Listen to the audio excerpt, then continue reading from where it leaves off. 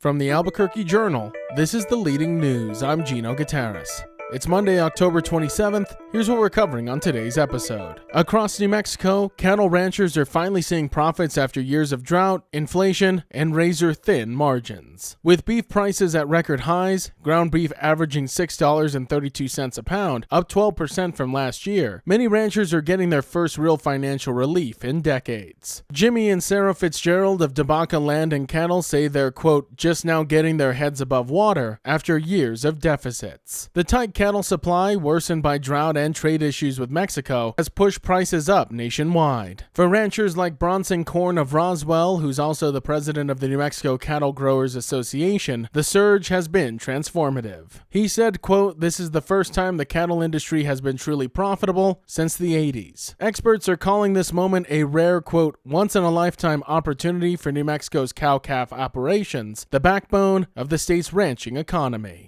The city of Albuquerque has reopened its Small Business Window Repair Grant Program, offering financial help to businesses hit by vandalism or break-ins. Small business owners like Lee Pan, who runs J&J Nail Salon near Manal and San Pedro, say the grants have been a lifeline when insurance doesn't cover any damage, saying, quote, every time it happens, we have to deal with it ourselves. Last year, the program reimbursed 87 business owners for repairs to 210 windows using a $200,000 budget. This year's round has similar funding, according to Sarah Manuel with the city's Economic Development Department. Eligible applicants include small businesses with 25 or fewer employees, nonprofits, and educational groups, with priorities given to businesses in areas like downtown, Barelas, and Nob Hill. Grants cover up to $3,000 for standard windows and $4,000 for sustainable or security glass. Uptown Sports Bar manager Nolani Adder said 2 grants last year helped cover costs after repeated break-ins, saying, quote, I was really lucky. Applications can be submitted online at cabq.gov/window grant for incidences occurring after July 1st. The Navajo Nation is investing about $3 million to test new technology aimed at cleaning up decades-old uranium mine waste left behind after the Cold War era. More than 500 abandoned uranium mines remain across Navajo lands, where cleanup has been slow and costly. The technology, developed by DISA Technologies of Wyoming, uses high-pressure Surrey ablation, a mechanical process that separates uranium from mine waste, greatly reducing radioactive levels and contamination risks. A 2022 study showed it could remove more than 90% of uranium and radium-226 from treated material and cut cleanup costs by reducing the volume of hazardous waste that must be hauled away. The upcoming commercial-scale test, expected to last at least 3 months, will produce more material using upgraded equipment capable of handling 10 tons per hour. The United States Environmental Protection Agency is finalizing the scope of work and will announce the test site soon. Navajo EPA Director Stephen Etzedy said the project could protect groundwater and speed up long-delayed projects, saying, quote, I'd rather see a treatment process that can help mitigate and protect groundwater now than rely on repositories that will need monitoring for thousands of years.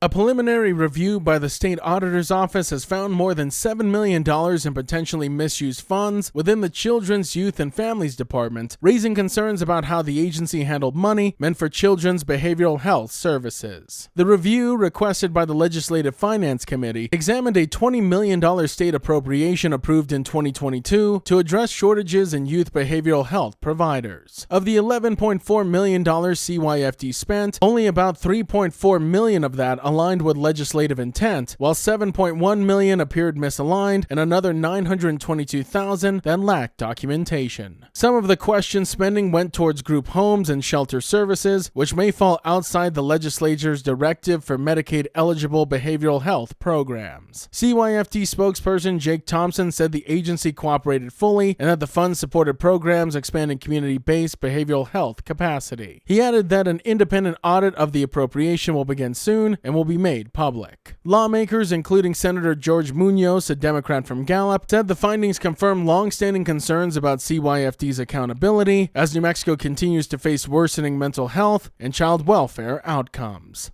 And construction will begin on a new $13.2 million fire station at the former site of Coronado Park, once Albuquerque's largest homeless encampment. Mayor Tim Keller said the site represents, quote, 3 important stories in the city's history, from its past as a park and encampment to its new role as housing Fire Station 4. The facility will replace the old fire station located at the park's southeast corner and is expected to be completed by late 2026. Funding includes $8 million in city bonds and $5.2 million in state capital outlay. Coronado Park was closed in August of 2022 after escalating crime and safety issues, including drug and human trafficking. The closure drew backlash from homeless advocates and led to an ongoing class action lawsuit accusing the city of violating residents' rights. Despite the controversy, officials framed the project as a symbol of renewal. House Speaker Javier Martinez said, quote, "A lot of suffering happened here, but there's also a great deal of hope and opportunity as we move forward." The leading news is powered by the journalism of the Albuquerque Journal. If you enjoy hearing all of the stories we share with you here daily, please consider becoming a digital subscriber to the Journal by utilizing the discount code in our show notes. Every subscription helps support local journalism and allows us to provide you with the news that matters to you. Now taking a look at Albuquerque's weather forecast. Today you can expect sunny skies with a high near 75, and as for this evening, mostly clear with a low around 42.